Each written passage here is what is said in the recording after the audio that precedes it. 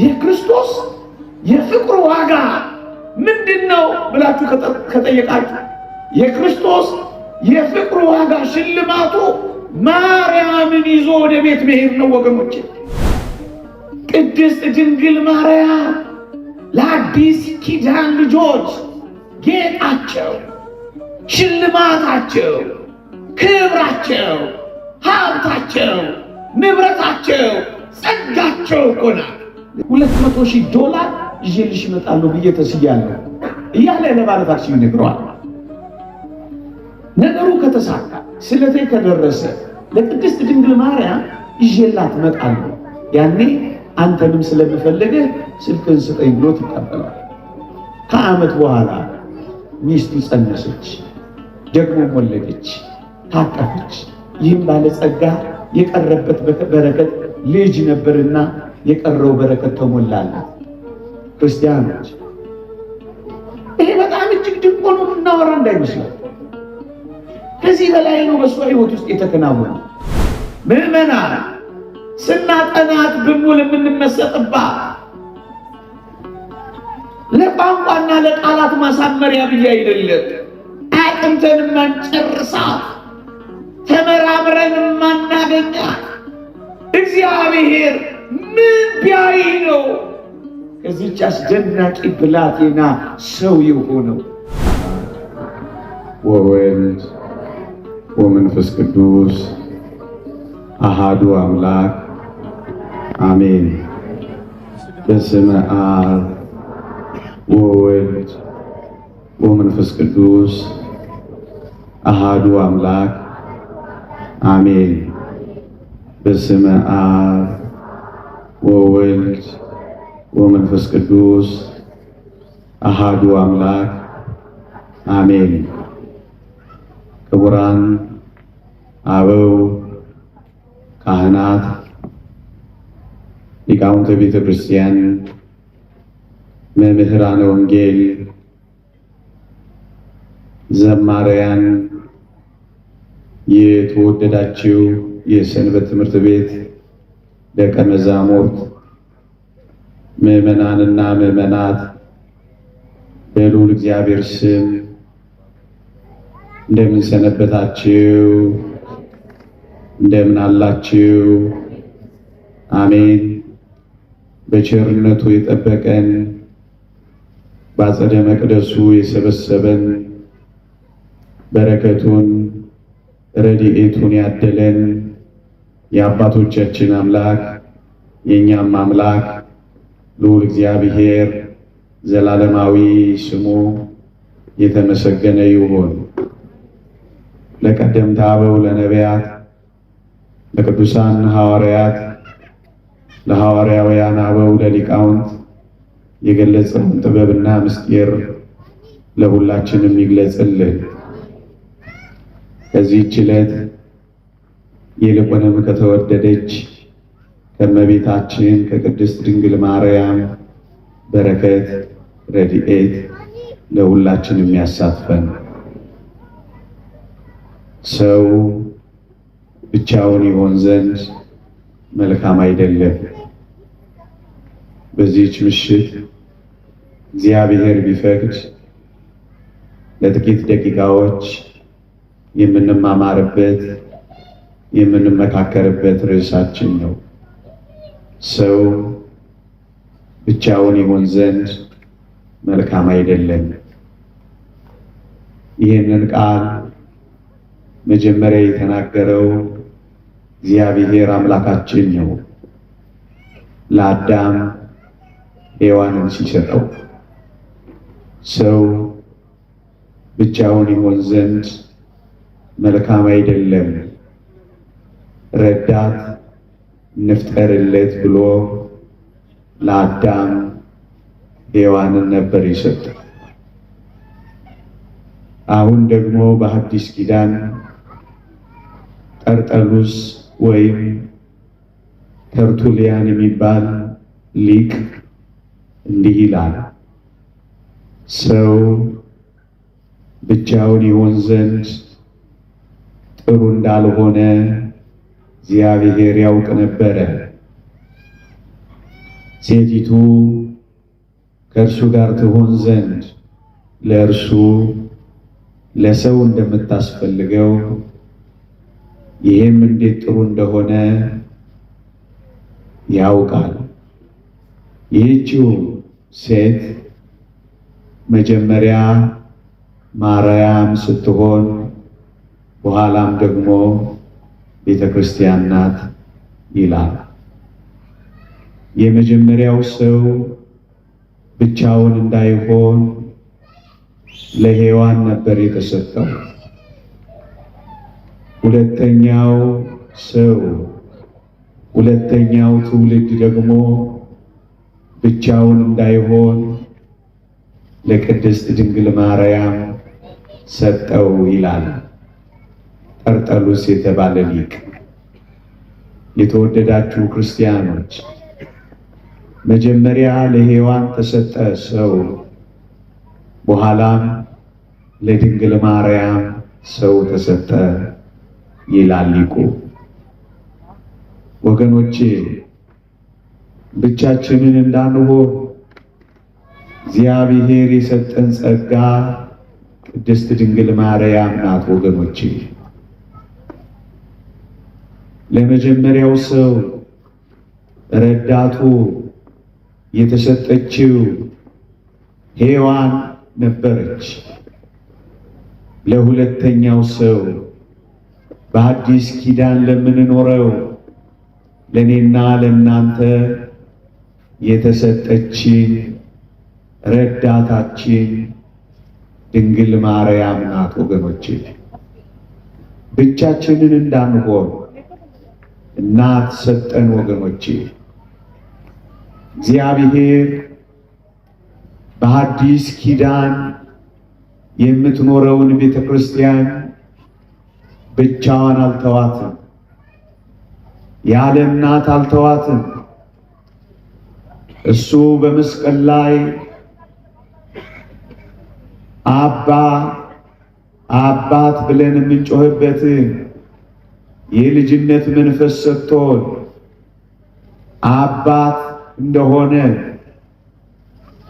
አባትነት እንደሰጠን እኛም ልጆቹ እንደሆን አባት ብቻ አይደለም እናትም ጭምር ነው በመስቀል ላይ የሰጠን። ወገኖቼ ለዚህ ነው የሐዲስ ኪዳኗ ቤተ ክርስቲያን ብቻዋን አይደለችም፣ ቅድስት ድንግል ማርያም አለችላት።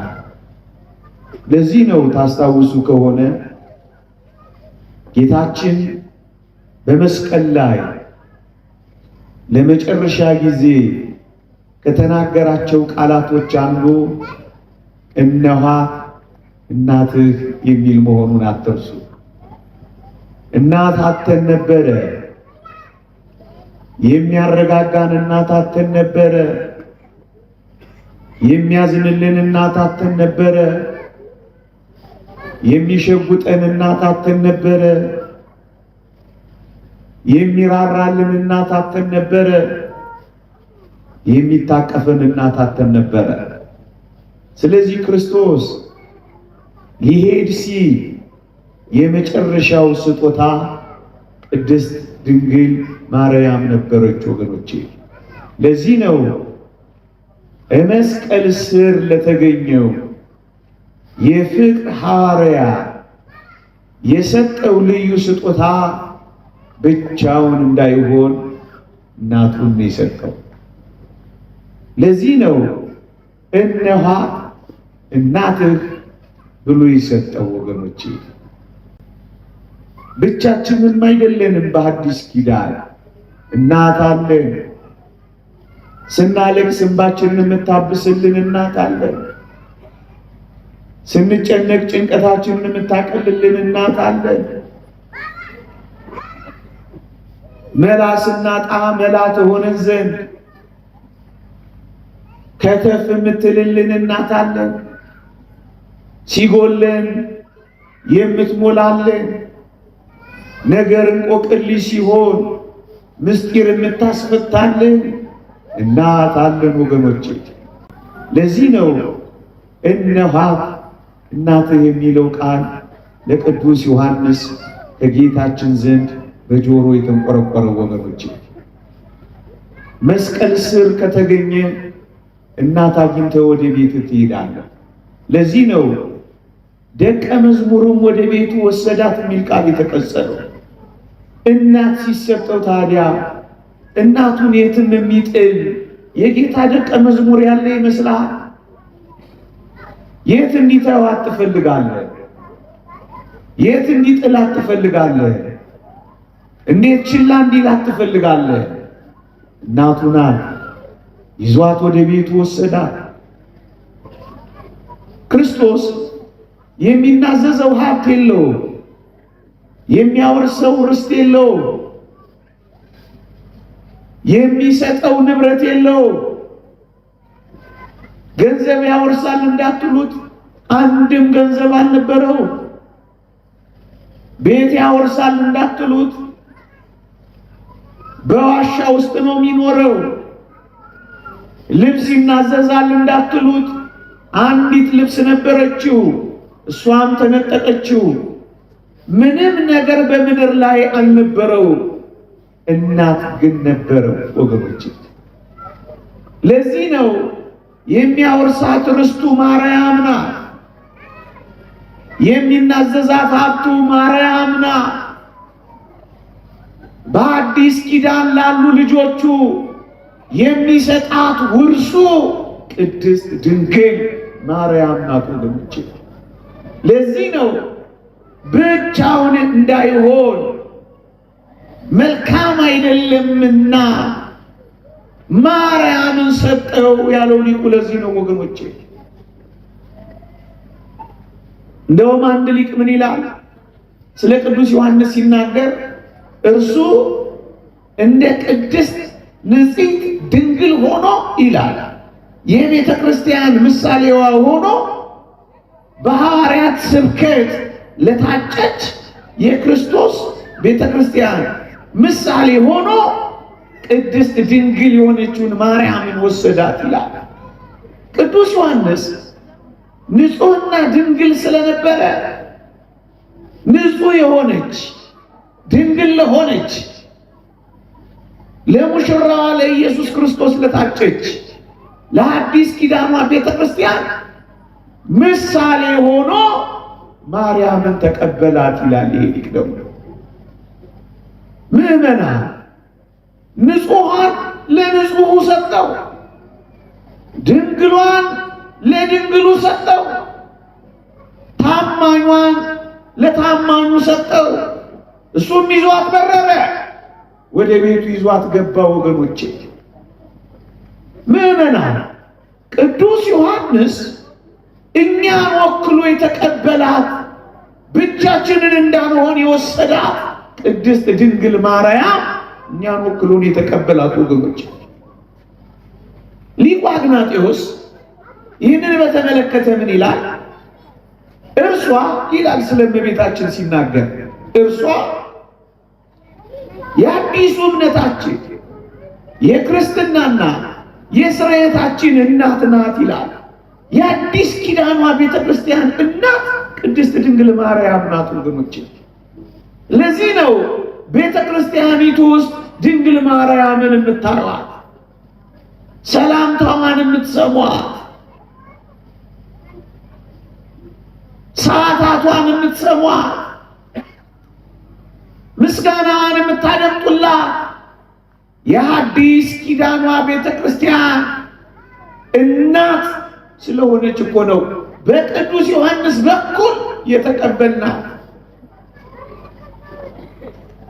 መከራ ከሚቀበሉ ጋር መከራ የምትቀበል፣ ከሚያዝኑ ጋር የምታዝን፣ ከሚጨነቁ ጋር የምትጨነቅ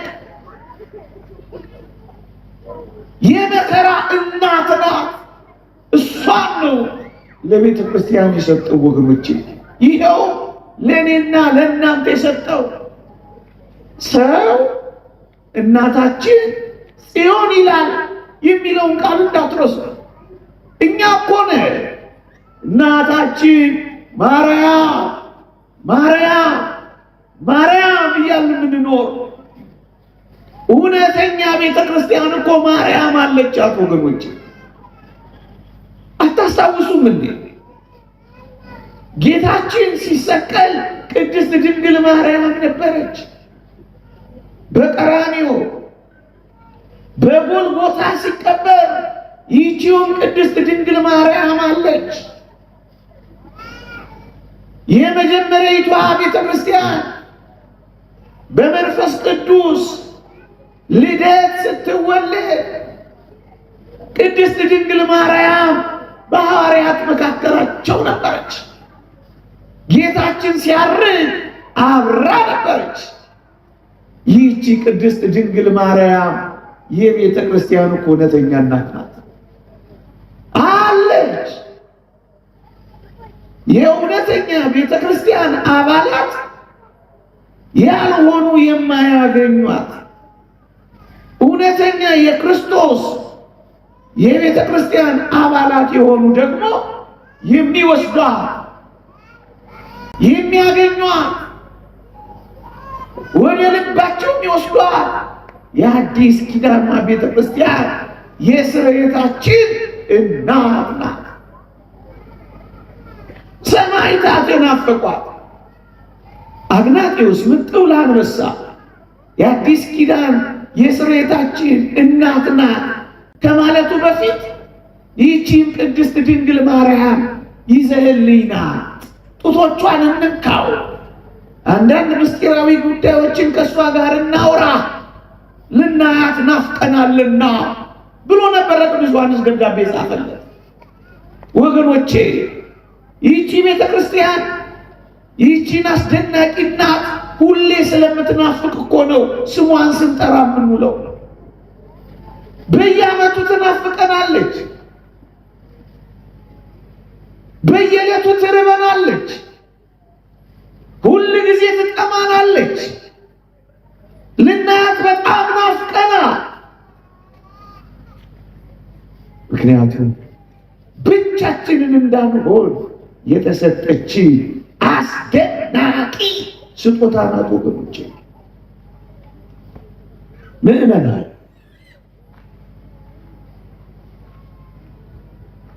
በመስቀል ስር የተገኙ ብቻ የሚያገኟት ስጦታ ነች። ክርስቶስን ከልብ የሚወዱ ጌታችንን የምር የሚያፈቅሩ ማርያምን ሊተዉ አይችሉም። ምን ይላል አንድ ሊቅ? በደረቷ የታቀፈችውን ይላል ወደ ደረቱ ለተጠጋው የልብ ወዳጁ ለዮሐንስ ነው የሰጠው ይላል። ለምን ቅድስት ድንግል ማርያም ለቅዱስ ዮሐንስ መስጠት አስፈለገው ካላችሁ፣ የልብ ወዳጁ እዩ። እሷ በደረቷ ታቅፋው እንባዋ ጉንጩ ላይ ሲወርድ የሚያቃጥል የበረሃ እንባዋ ጉንጩን ሲበላው የኖረችዋ ደረቷ ጋር አስጠግታው ጡቷን ያጠባችዋ ይቺን የልብ ወዳጁን ወደ ደረቱ እየተጠጋ ለሚኖር የፍቅር ሐዋርያን የሰጠው። ኢየሱስን የሚወዱ ማርያምን ሊጠሉ ከቶ አይችሉም። እንደውም አንድ ሊቅ ምን ይላል? በልባቸው ክርስቶስን የሚያነግሱ፣ በልባቸው ክርስቶስን የሚያስቡ፣ በክርስቶስ ልብነት ማሰብ የጀመሩ ሁሉ ቅድስት ድንግል ማርያምን እናታቸው አድርገው ይወስዳል። ሊተዋት አይችሉም። ችላ ሊሏት አይችሉም። ሊንቋት አይችሉም። ሊያቃልሏት አይችሉም። በዝምታ ሊያዩት አይችሉም። በክርስቶስ ልብነት የሚያስቡ፣ ወደ ክርስቶስ ልብ ጠጋ የሚሉ፣ የክርስቶስ ፍቅር የሚገባቸው ድንግል ማርያም እናታቸው ትሆናለች። ኢየሱስ ክርስቶስ አባታቸው ለሚሆን ሁሉ ማርያም ደግሞ እናታቸው ትሆናቸዋለች ወገኖቼ። ለዚህ ነው እናት አለ ብቻችንን አይደለንም። የተወደዳችሁ ክርስቲያኖች ለዚህ ነው የክርስቶስ የፍቅሩ ዋጋ ምንድነው ብላችሁ ከጠየቃችሁ የክርስቶስ የፍቅሩ ዋጋ ሽልማቱ ማርያምን ይዞ ወደ ቤት መሄድ ነው ወገኖቼ። ለቅዱስ ዮሐንስ የፍቅሩ ዋጋ ጌጡና ሽልማቱ ማርያም ነበረች ወገኖቼ። ለዚህ ነው ቅዱስ ዮሐንስ አፈወርቅ ቅድስት ድንግል ማርያምን ቅዱስ ዮሐንስ ይዞ ወደ ቤቱ ሲሄድ አንድ አስደናቂ ቃል ተናግሯል። ምን ብሏል? እንዴት ባለ ክብር ቅዱስ ዮሐንስን አስጌጦ መሰላችኋል? ሀብት ይዞ አልሄድም፣ ማርያምን ይዞ ወሰደ። ቅድስት ድንግል ማርያም ለአዲስ ኪዳን ልጆች ጌጣቸው፣ ሽልማታቸው፣ ክብራቸው፣ ሀብታቸው፣ ንብረታቸው፣ ጸጋቸው እኮ ናት። ለዚህ ነው የምንወስዳት ወገኖቼ፣ ለዚህ ነው የምንወስዳት። ይህችን የአዲስ ኪዳኗን ቤተክርስቲያን ተመልከቷት። እንዴት ባለች አስደናቂ ኮከብ አጊጣለች! እንዴት ባለች ጨረቃ አጊጣለች! እንዴት ባለች ፀሐይ ደምቃለች! እንዴት ባለች አስደናቂ ንጽሕና ቅድስት ድንግል ማርያም እንዴት ተወባለች መሰላችሁ! ብቻችንን አይደለንም አለች አፏ። እንደውም ፓትርያርክ ሺኖዳ በአንድ መጽሐፋቸው ላይ ቅዱስ ዮሐንስ ወንጌላዊ እንዲህ ብለው ጠይቀውታል። አንተ ዮሐንስ ሆይ ይህችን ቅድስት ድንግል ማርያም ወደ ቤት የወሰድካት የዕድሜ ዘመኗን ጡረታ ልትሆናት በኑሮዋ ልትደጉማት አንተ ልታስጠልላት እንዳይመስልህ የአገልግሎትህ በረከት ሆና አንተ ለእሷ አስፈልግሃት እንዳይመስልህ እሷ ላንተ አስፈልጋህ ነው ብለው ጽፈዋል ፓትርያርክ ሺኖዳ። አዎ የቅዱስ ዮሐንስ የአገልግሎቱ ሁሉ በረከት፣ የብዙ ጸጋዎቹ ምንጭ፣ የእነዚያ ሁሉ ቅዱሳት መጻሕፍት እውቀት ለቅድስት ድንግል ማርያም አጠገብ በመኖሩ ያገኘው። ከቅድስት ድንግል ማርያም ጋር የሚኖሩ ኢየሱስ ክርስቶስን የበለጠ ያውቃሉ፣ የበለጠ ይረዳሉ፣ የበለጠ ይመሰጣሉ፣ የበለጠ ወደ እግዚአብሔር ፍቅር ይጠልቃሉ ወገኖቼ። ምክንያቱም ከእሷ ጋር ነው የሚኖሩት። በረከት ናት ወገኖቼ። ቅድስት ድንግል ማርያም በአዲስ ኪዳን ላለን ለኛ ታስፈልገናለች እንጂ እኛ የምናስፈልጋት እኮ አይደለም። የማርያምን ቅዳሴ የሚቀድስ እቀድሳለሁ አይበል፣ እሱ ይቀደሳል እንጂ እንዳሉ አባቶቻችን። በዚህ ሱባኤ ድንግል ማርያም ጋር በመኖራችን እሷን በመጥራታችን ምንኛ ተባርከን ይሆን ወገኖቼ። የስንቶች እንባ ታብሶ ይሆን? የስንቶች ጉድለት ሞልቶ ይሆን? የስንቶች ሽንቁር ተደፍኖ ይሆን? ስንቶች ያጡትን አግኝታላቸው ይሆን? ስንቶች ተመስጠውባት ይሆን? ለስንቶች ተገልጣ ይሆን? እንዴት ይደንቅ! ወደ ቤት የወሰድካት በረከት ልትሆን ነው። ስንቶች ተባርከን ይሆን ወገኖቼ? አቢዳራን ለምን አንጠይቀው? አቢዳራ የሚባል በዛ በመጽሐፈ ሳሙኤል ላይ ተጽፎ ነበር። ታቦተ ጽዮንን ይዞ በመግባቱ የተወደዳችሁ ክርስቲያኖች የአቢዳራ ቤት እንኳን ተባርኮ ነበር ወገኖቼ። በእርግጠኝነት ነው የምንናገረው። አቢዳራ ቤት ከገባችሁ ከታቦተ ጽዮን በላይ ቅዱስ ዮሐንስ ቤት የገባችሁ፣ ኤልሳቤጥ ቤት የገባችሁ፣ እኛ ቤት የገባችሁ ቅድስት ድንግል ማርያም የበረከታችን ምንጭ ትሆናለች እኮ። ጠይቁት አቢዳራ ታቦተ ጽዮን ቤት በመግባቷ ምን አገኘ ካላችሁት አጭር መልስ ፍጹም በረከት አገኘው ይላችኋል። ምክንያቱም እግዚአብሔር ስለ እግዚአብሔር ታቦት ሲል የአቢዳራን ቤት ሁሉ ባረከ ይላል። ቅድስት ድንግል ማርያምን የወሰዱ ሁሉ ተባርከዋል ወገኖቼ። የካህኑ የዘካርያስ ቤት ተባርኳል። የዶኪማስ ቤት ተባርኳል። የቅዱስ ዮሐንስ ወንጌላዊ ቤት ተባርኳል። በጥላዋ በምሳሌዋ የአቢዳራ ቤት እንኳን ተባርኳል። ወገኖቼ እሷን የተጠጋ የበረከት የጸጋ ምንጭ ናት እንጂ ምንም አይጎልበትም። አትፍሩ፣ አትጠራጠሩ። የበረከታችን ምንጭ ናት። እመኑባት።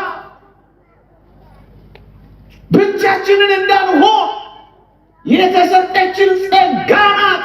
ውሰዷ። ቅዱስ ዮሴፍንስ ማርያምን ለመውሰድ አትፍራ አይደል ያለው? የአንዳንድ ጎረምሶች ጩኸት ምን ያስፈራችኋል? ማርያምን ስሟን ለመጥራት አትፍራ፣ ጥራ። ማርያምን ወደ ቤት ለመውሰድ አትፍራ፣ ውሰዳት። በበረከት ትሞላሃለች፣ በተአምራት ታስደንቅሃለች። ቀምሰዋት እኮ ነው የሚጮሁላት፣ አጣጥመዋት እኮ ነው የሚናገሩላት። ክርስቶስን የሚያውቅ ወደ እግዚአብሔር እውቀት የጠለቁ በመንፈሳዊ ሕይወት የመጠቁ በሙሉ ቅድስት ድንግል ማርያምን እንዴት ችላ ሊሉ ይችላል? እንደውም አምብሮስ የተባለ ሊቅ ምን ይላል መሰላቸው? ቅዱስ ዮሐንስ ወንጌሉ ሲጽፍ ከሌሎቹ ወንጌሎች በጣም የተለየ ነው ይላል። ከቅዱስ ማቴዎስ፣ ከቅዱስ ማርቆስ፣ ከቅዱስ ሉቃስ በጣም የተለየ ነው ይላል። ለምን ብሎ ያነሳና መልስ ሲሰጥ ከቅድስት ድንግል ማርያም ጋር በመኖሩ ነው ይልላቸዋል። ከእሷ ጋር በመኖሩ ያገኘው ትምህርት አለ ይልላችኋል። ምዕመናን እውነት ገና ያላጠናናት ትምህርት ቤታችን ቅድስት ድንግል ማርያም ናት። የሰማዕታት ትምህርት ቤት ናት። የመናንያን መነኮሳት ትምህርት ቤት ናት። መላእክት ዝቅ ብለው ሊማሩባት የሚችሉባት አስደናቂ ትምህርት ቤት ናት።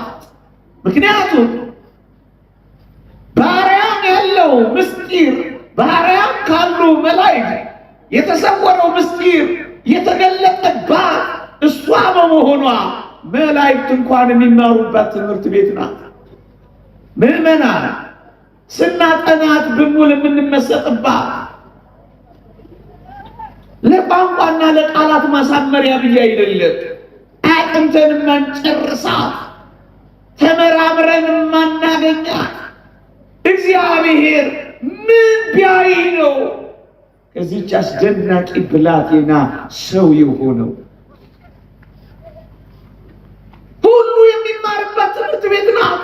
ቅዱስ ዮሐንስ ወንጌላዊ እንዲህ አይነት አስደናቂ ወንጌል የጻፈው ይላል ሊቁ አምብሮስ ከማርያም ጋር በመኖሩ ነው ይላል። ከእሷ ጋር ከኖራችሁ እህቶቼ በጣም ጭምቶች ትሆናላችሁ። እመቤታችን ቅድስት ድንግል ማርያም ወንድሞቼ ቀስ ብላችሁ ካያችኋት ማጉረምረም ታቆማላችሁ። ወላጆቿን በልጅነቷ አላጉረመረመችምና ከቤተ መቅደስ ውጪ ተብላ ተባራለች፣ አላጉረመረመችምና በዚያ ሁሉ ስለ ልጇ በተቀበለችው መከራና ስደት ተንገላታለች፣ አላጉረመረመችምና ምን አይነት በጎ ሕሊና ያላት ቅድስት ድንግል ማርያም ይሆን? እስኪ ተመልከቱ። ጥልቅ ትምህርት እንደምናገኝ ታውቃላችሁ። ዝምታዋ፣ ተናጋሪ አለመሆኗ፣ እግዚአብሔርን በተስፋና በትዕግስት መጠበቋ፣ ኩራት የሌለባት በመሆኗ ሲያበስራት ሲመጣ ወይ ትጋሃ ሌሊቴ ወይ ጾሜ ወይ ምናምን እያለች ያልኮራች ያልተኮፈሰች እጅግ በጣም ዝምተኛ የሆነች ምን አይነት አስደናቂ ትምህርት ቤት ትሆን! አጠገቧ ካለን ጥልቅ ትምህርት የምንማርባት ምርጥ ትምህርት ቤታችንማ ቅድስት ድንግል ማርያም እኮ ናት።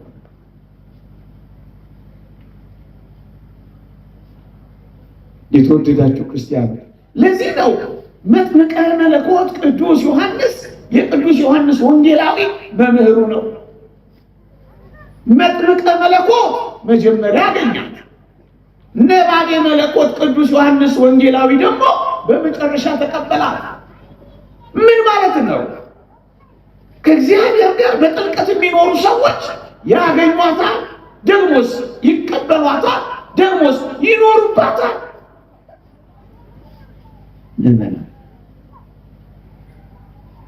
ነገረ ማርያምን ሲያውቁ ነገረ መለኮት ይገለጥላቸዋል። የበለጠ እግዚአብሔርን እያወቁ ይሄዳሉ። የበለጠ በመንፈሳዊ ሕይወት ይመሰጣሉ። ወገኖቼ ዓለምን የተወች እኮ የመጀመሪያይቷ ልንላት እኮ እንችላለን። ምንም የመነነች ባሕታዊት የሆነች እኮ ናት እቺ ቅድስት ድንግል ማርያም። ወገኖቼ ወላጆቿን ትታ ሄደች። ሊቃውንት ሲናገሩ ዞር ብላ እንኳን ወላጆቿን ያላየች ለእግዚአብሔር ፍቅር የመነነች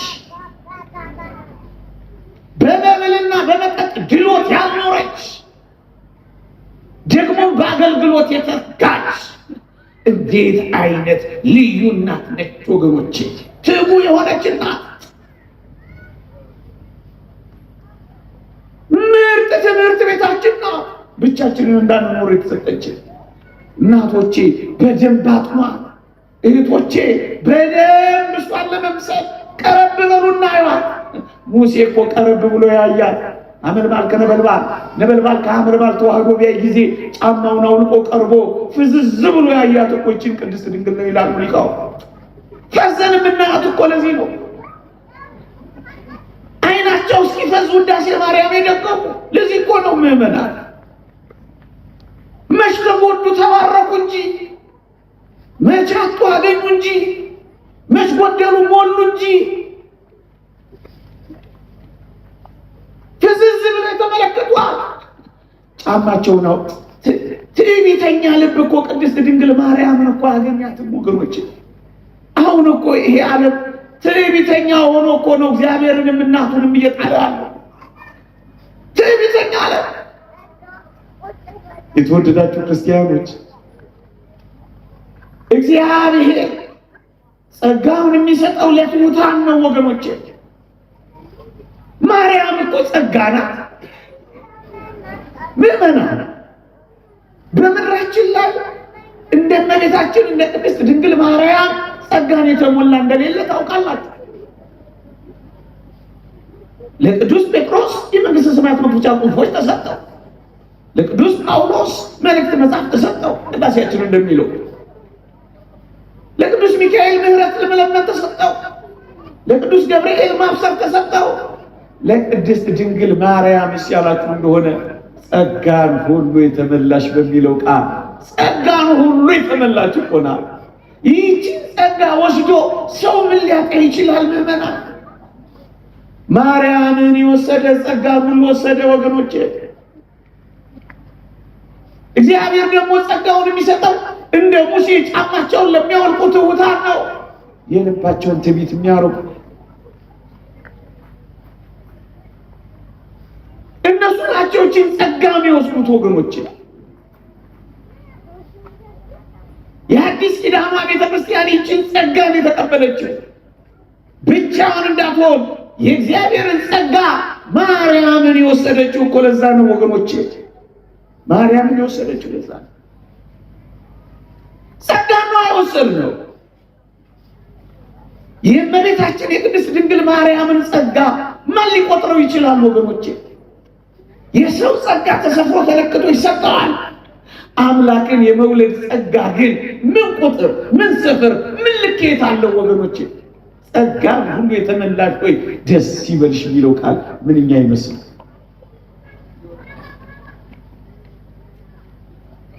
ለዚህ እኮ ነው ጸጋን የተሞሉ አባቶቻችን ወደዚህ ወደ አስደናቂ ጸጋ የገሰገሱ ይዘዋት ወደ ቤታቸው ይሰባል። እሷ አለች ማለት እግዚአብሔር ጸጋ እኛ ጋር አለ ማለት ነው ወገኖች። የእግዚአብሔር ድንቅ ስራ አለ ማለት እኮ ነው። የእግዚአብሔር ተአምራት አለ ማለት እኮ ነው። የዶኪማስ ቤትን አታስታውሱ? እሷ ካለች መናኛው በጣፋጩ ይቀየራል። ጸጋ ነች ማርያም። ልጇ ነው አብሯት ያለው። በክንዷ የታቀፈችው፣ በከንፈሮቿ የሳመችው፣ በደረቷ ታቅፋ ያባበለችው። ይሄ ቃላት አለው። ምን ሊገልጸው ይችላል ወገኖች? እናት መሆን ብቻ፣ ጸጋን ሁሉ መቀበል ብቻ የሚለው ቃል አይበቃም። ታማልዳለች፣ አታማልድም። አሁን ይሄ ቁም ነገር ነው የሚላለች አስደናቂ እናት። አሁን ይሄ ጥቅስ ይፈልጋል። እንዴት ያሳዝናል!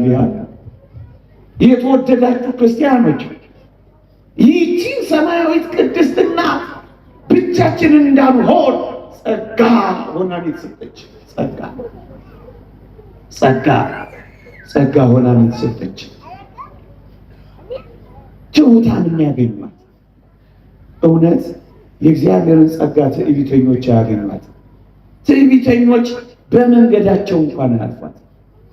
ይህችን አስደናቂ ትሑትና ማን ይወስዳታል ካላችሁ፣ ትሑታን ነው የሚወስዷት፣ ትሑታን ነው የሚያውቋት፣ ትሑታን ነው የሚጠሯት፣ ትሑታን ናቸው የሚዘምሩላት፣ ትሑታን ናቸው ወደ እሷ ቀረብ የሚሉት። ትሑታ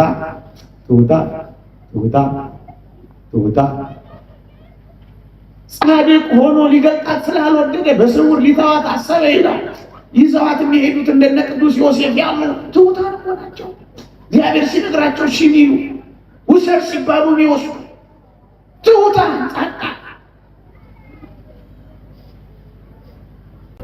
ያዕቆብ ዘስሩግ የተባለ ሊቅ እንዲህ ይላል፣ በምድራችን ላይ እንደ ቅድስት ድንግል ማርያም ዝቅ ያለ የለም ይላል። እንዴት ይደንቃል!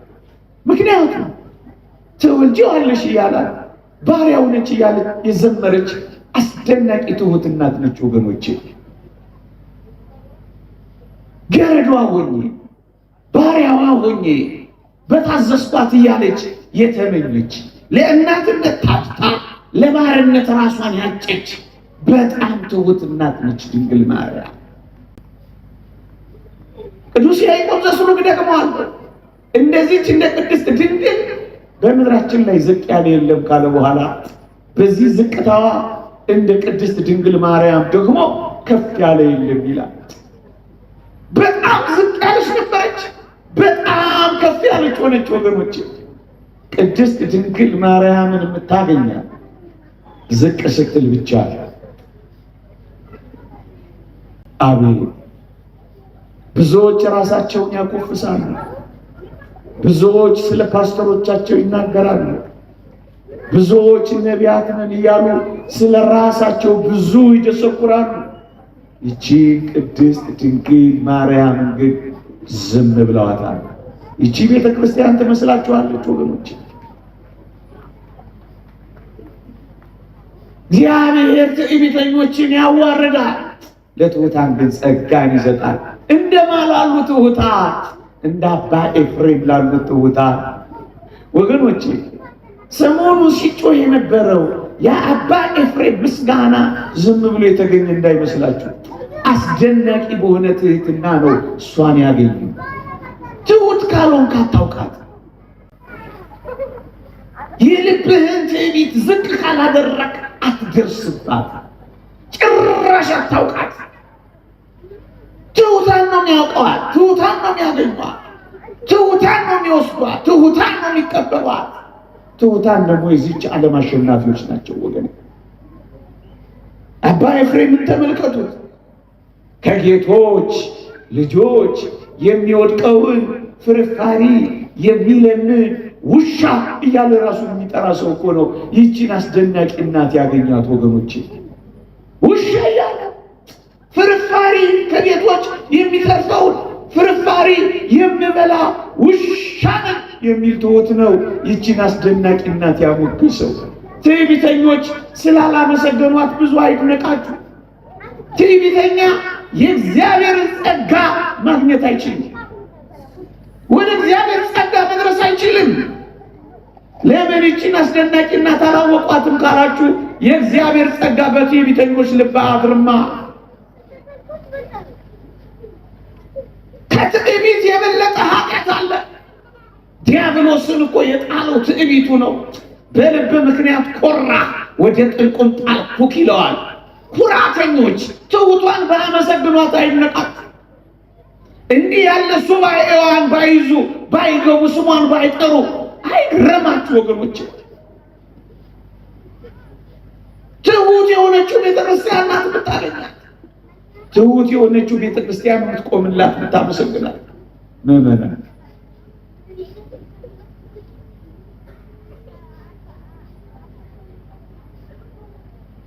እንዲህ ያለው ትሑት ሰው ነው ሲያመሰግናት የነበረው። ቅዱስ ኤፍሬምን አባ ኤፍሬምን ሰው ሲያመሰግነው ወይም ሰው ሊያመሰግነው ሲል ሰውነቱ በፍርሃት የሚንቀጠቀጥበት ላብ የሚያጠምቀው ሰው ነበር። ከውዳሴ ከምስጋና ከሙገሳ የሸሸ ሰው ሊያመሰግነው ሲል ይላል ሰውነቱ ይንቀጠቀጥበታል። ወገኖቼ አወድሱኝ ባይ ያልሆነ ሰው ነው የሚያወድሳል። ላብ እያጠመቀው ሲያመሰግኑት የሚሸሸው። እንዲህ አይነት ትሑት ሰው ነው የዘመረላት ያመሰገናት። ወገኖቼ እንደውም ሊያከብሩት ሲፈልጉ እንባ የሚቀድመው ሰው ነበር ቅዱስ ኤፍሬም፣ በረከቱ ይደርብን። እንባው ባይኑ ግጥም እያለ እያለቀሰ ወገኖቼ ስለ እመቤታችን ስለ ቅድስት ድንግል ማርያም ያመሰገኑ የዘመሩ እንዲህ አይነት በእንባ የተሞሉ ሰዎች፣ እንባ ምግባቸው የሆነ ላብ የሚያጠምቃቸው ከዚህ ዓለም ሙገሳና ውዳሴ የሸሹ ይቺን ዓለም የተዉ በረሃ የገቡ ሰዎች እኮ ናቸው። ይቺን ቅድስት ድንግል ማርያም ሲያመሰግኗት የሚኖሩት። እኛ ስላመሰገናት ይደንቃችኋል። እንዲህ አይነት ልባቸውንም እንባቸውንም በእግዚአብሔር ፊት ያፈሰሱ ትሑታን የሚያመሰግኗት እናት ናት። አግኝተን ነው ማመስገን፣ አግኝተን ነው መዘመር፣ አግኝተን ነው ማወደስ። ይህ እኮ እግዚአብሔር የሰጠን ልዩ ጸጋ ነው። ኦርቶዶክሳውያን ቅድስት ድንግል ማርያም ጸጋችን ናት፣ እናታችን ናት፣ ክብራችን ናት፣ ጌጣችን ናት፣ በረከታችን ናት፣ እንባ አባሻችን ናት፣ ጎዶሎ ሙያችን ናት፣ የተሰበረውን ጠጋኝ ናት። ምን ልንናገር እንችላለን? አላያቸውም? ያን ምስክርነት በዓለም አቀፍ መጽሔቶች የተዘገበው አንዳንድ ያነሰዋል።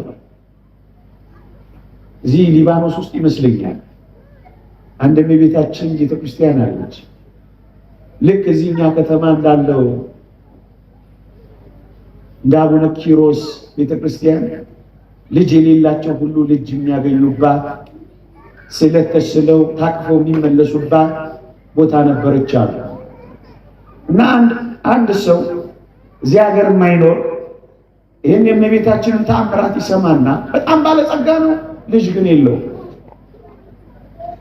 እና ከዕለታት አንድ ቀን ወደዚህ ቤተክርስቲያን ረዥም ጉዞ ተጉዞ እዛች ሀገር ይደርሳል። አንድ ባለ ታክሲ ይኮናተርና ወሬ እያወራው ውሰደኝ ብሎት ይወስደዋል። እዛ ይደርሳል፣ ስለቱን ይሳላል፣ ልመናውን ያደርሳል። ከዚያ ከባለ ታክሲው ጋር ይመለሳል። የዛሬ ዓመት ልጅ ስጪኝ ብያታለሁ ድንግል ማርያም፣ ከሰጠችሽኝ ደግሞ $200,000 ይዤልሽ እመጣለሁ ብዬ ተስያለሁ እያለ ለባለ ታክሲው ይነግረዋል። ነገሩ ከተሳካ ስለቴ ከደረሰ ለቅድስት ድንግል ማርያም ይዤላት እመጣለሁ፣ ያኔ አንተንም ስለምፈልግህ ስልክህን ስጠኝ ብሎት ይቀበላል። ከዓመት በኋላ ሚስቱ ጸነሰች፣ ደግሞ ወለደች፣ ታቀፈች። ይህም ባለጸጋ የቀረበት በረከት ልጅ ነበርና የቀረው በረከት ተሞላለት። ክርስቲያኖች ጭቆኑን እናወራ እንዳይመስላል። ከዚህ በላይ ነው በእሷ ሕይወት ውስጥ የተከናወነው። ይሄ ሰው ስዕለቱን ለማድረስ ከጥቂት ጊዜ በኋላ ያን ያለውን ብር ተሸክሞ ወደዛች ሀገር ይሄድና ባለታክሲውን ይደውልለታል። ባለታክሲው እንደተባለው እንደተቀጣጠረው ይጠብቀዋል። ስዕለቱ እንደሰመረ ይነግረዋል። ይሄን ስዕለት ለማድረስ እንደመጣ ሲነግረው $200,000 እንደያዘ ገብቶታል። ከዚያ ምን ያደርጋል መሰላችሁ? ጓደኞቹን ይሰበስብና መሀከል ላይ እንዲጠብቁት ያደርግና ይሄንን ሰው ይገሉትና $200,000 ይዘርፉታል። መግደል ብቻ አይደለም፣ ቁርጥርጥ ያደርጉና እውነተኛ ታሪክ ነው የምነግራችሁ፣ በመጽሔቶች በሚዲያዎች የተለቀቀ ቁርጥርጥ ያደርጉና በማዳበሪያ ስረው የመኪናቸው ኮፈን ውስጥ ይደብቁታል። ከዚያ ማብረር ይጀምራሉ፣ አንድ ቦታ ሊጥሉት። ያን ጊዜ አካሄዳቸው ያልጣመው አንድ ትራፊክ ያስቆማቸዋል። ለማምለጥ ይሞክራሉ፣ ብቻ ያስቆሟቸዋል ተባብረው። ከዚያ መንጃ ፈቃዱን ይቀበለዋል። ዞር እያሉ መኪናውን ሲያዩ ደም የተረጨ ያለ ምንድን ነው ብለው መፈተሽ ሲጀምሩ ከኋላ ኮፈን ክፈት ይሉታል። ይሄድና ከፍቶ አውርጀው ምንድን ነው ይሉታል። ደም ስላዩ ተጠራጥረው ያ ሰው ክፈት የተባለው ይሄ ባለ ታክሲ ገለውት ሰባብረውት እዛ ውስጥ ያስቀመጡትን ሊከፍተው ሲል ከዛ ከማዳበሪያ ውስጥ አንድ ድምፅ ይሰማል። ምን የሚል ድምፅ ይሰማል? የተወደደች ቅድስት ድንግል ማርያም የተቆራረጠውን አካሌን እየገጠመችው ነውና ትንሽ ታገስ ይለዋል። ድንግጥ ይላል፣ ይበረግጋል። ድምፅ ነው እኮ የሚያስበው። ለአንዳንዶች ይሄ ተረት እንደሚመስል እናውቃለን። እኛ ግን አንድ ነገር እናምናለን። የተወደደች ቅድስት ድንግል ማርያም ከዚህ ሁሉ በላይ ለተአምራት የከበረች እንደሆነ እናምናለን። ለተቀባ ለሚያውቋት፣ ላጣጣሟ፣ ለቀመሷ፣ ለሚኖሩባት፣ ለተረዷ ቅመሷ ብዙ ታሪክ መነገርናቸው። ከዛ እንደገና ትንሽ ቆይቶ ሊከፍት ሲል ያልጨረሰችም ይለዋል። በሶስተኛው ሊከፍት ሲል በላውን የተወደደች ቅድስት ድንግል ማርያም አካሌን ሁሉ ገጣጥመዋለች፣ አሁን ክፈተው ይለዋል። ሲከፍተው ሰውየው በሕይወት ተገኝቶ ወጥቷል። ወገኖቼ የተወደደች ቅድስት ድንግል ማርያም እጅግ በጣም ብዙ ለዚህ ነው ይህችን ቅድስት ድንግል ማርያም በሕይወታቸው የቀመሷት፣ በኑሯቸው ያጣጣሟት፣ ትሑታን ብቻ የሚያገኟት፣ ጉልበተኞች፣ ትዕቢተኞች የማያውቋት የማይረዷት ወገኖች በርካታ በቅዱሳን ሕይወት ውስጥ በንጹሐን ሕይወት ውስጥ ብዙ በርካታ ተአምራት የፈጸመችላቸው ይህች አስደናቂ እናት ናት ወገኖች። ትሑታን ብቻ የሚያገኟት ወገኖች፣ ትሑታን ብቻ በእንባ የሚታጠቡ ብቻ የሚያገኟት፣ ደግሞ ትሑታን ብቻ እንዳይመስሏችሁ ተጋዳዮች ጭምር የሚቀምሷት፣ በእውነት የሚጋደሉ ጭምር። በዚህ በአቶስ ተራራ በግሪክ ውስጥ በአቶስ ተራራ የሚኖር አንድ ኤልያስ የተባለም እንደ ምናኔ እንደ እብድ የሚኖርም ሰው እንዴት ካለ አደጋ ድነዋለች መሰላችሁ? እንግሊዞችና ጀርመኖች በሚዋጉበት ጊዜ እዚያ ግሪክ ውስጥ ይሄ ኤልያስ የሚባል እንደ እብድ ይኖራል። ግን በጣም እጅግ ጻድቅ ሰው ነበር ወገኖቼ። ወደሚኖርበት ቦታ ሲሄድ ምን እንደነካው አይታወቅም። ዝም ብሎ ይዘገያል። አዘገየችው፣ ቃል በቃል ድንግል ማርያም አዘገየችኝ ይላል። ለካ በዛ መሃል እሱ የሚኖርበት አካባቢ ላይ የእንግሊዝ አውሮፕላኖች መጥተው ጀርመኖች አካባቢ ነበሩና ድምጥማጡን አጥፍተውታል። የእሱን መኖሪያን ጭምር ለካ በቦምብ አፈንድተውታል። መጨረሻ ላይ ይሄ እንደ እብድ የሚኖር ክርስቲያናዊ ሰው ድንግል ማርያም አዘገየችኝ ሕይወቴንም አተረፈችው ብሎ ነበር የጻፈው ወገኖች። ከምንናገረው በላይ ከምንረዳው በላይ ከምናውቀው በላይ ብርቱ ተጋዳይ የሆኑ ሰዎች ረድኤቷን፣ በረከቷን፣ ታምራቷን፣ ጣዕሟን፣ ፍቅሯን፣ ርኅራኄዋን፣ ደግነቷን በሕይወት ቀምሰውታል ወገኖች። የሚጋደሉ ሰዎች። አባ ኤፍሬም በጣም በተጋድሎ የሚኖር ሰው ነው። ለዚህ ነው የአባ ኤፍሬም ያወቃት ወገኖቼ። ስለ አባ ኤፍሬም የተጻፈውን ጽሑፍ ሳነብ ወደ በረሃ እየወረደ የመጥምቀ መለኮት ቅዱስ ዮሐንስን ኃይል ተሞልቶ ይመጣ ነበር ይላል። እንደው በበረሃ ብዙ ጊዜ ያሳልፍ ነበር። አኗኗሩ ነፍሱ ከስጋው የተለየች ይመስል ነበር። ስጋው ከአጥንቱ ጋር ተጣብቆ ነበር ይላል። የሚጋደሉ ሰዎች ይቀምሷል። ብሎ እየበሉ እየጠጡ እንዲህ እያሉ የኖሩ ያወቋት እንዳይመስሏችሁ። አሁን ሰሞኑን ሲተረጎምልን የነበረው እንዲህ አይነት በረሃኛና ተጋዳይ የቀመሰውን ነው። በረከቱን ያድለን በእውነት። ካልተጋደል ካልታውቃት መንፈሳዊ ኑሮ የማይኖር እንዴት ይረዳታል? ተመልከተው። እንደው የተወደደ ጌታችን በበረሃ ለቅዱስ ኤፍሬም ለአባ ኤፍሬም ደጋግሞ ተገልጦለታል ይላል ታሪኩ።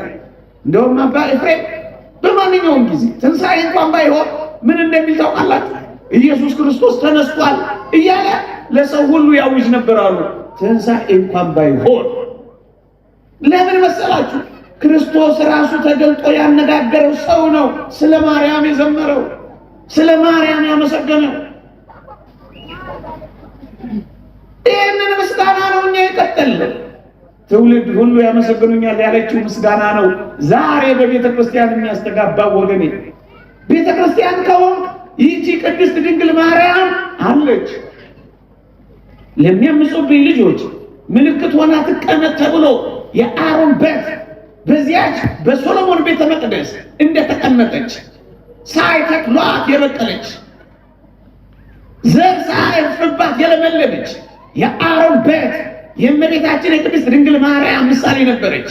ያለ ዘር የጸነሰች ያለ ወንድ የታቀፈች ይህቺ ቅድስት ድንግል ማርያም ለሚያምፁ ልጆች ምልክት ሆና ለዘላለም በኦርቶዶክሳዊት ቤተክርስቲያን ትቀመጣለች። ለዚህ ነው መሰዊያው ላይ ስዕሏን የምታዩት ወገኖቼ።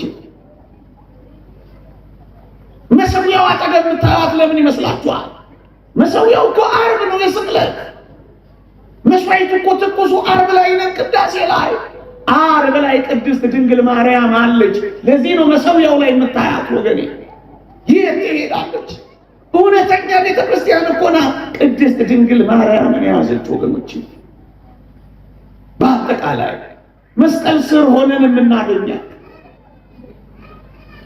ወደ ደረቱ ተጠግተው የልብ ወዳጆቹ በክርስቶስ ልብ የሚያስቡ ወደ ቤታቸው የሚወስዷት፣ ወደ እግዚአብሔር ጸጋ የተጠጉ ጸጋ አድርገው የሚቀበሏት፣ ትሑታን የሚያገኟት፣ ትዕቢተኞች የሚያጧት፣ በተጋድሎ የሚኖሩ ቅዱስ ኤፍሬም በመጽሐፍ ቅዱስ ዕውቀት እንደ አባ ኤፍሬም ሊቅ የለም።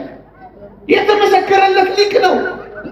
የአባ ኤፍሬምን ምስጋና ለመተቸት ቢያንስ እሱን ሩብ ያክል እንኳን ዕውቀት የሌለው ሰው እንዴት ያሳፍራል ወገኖች።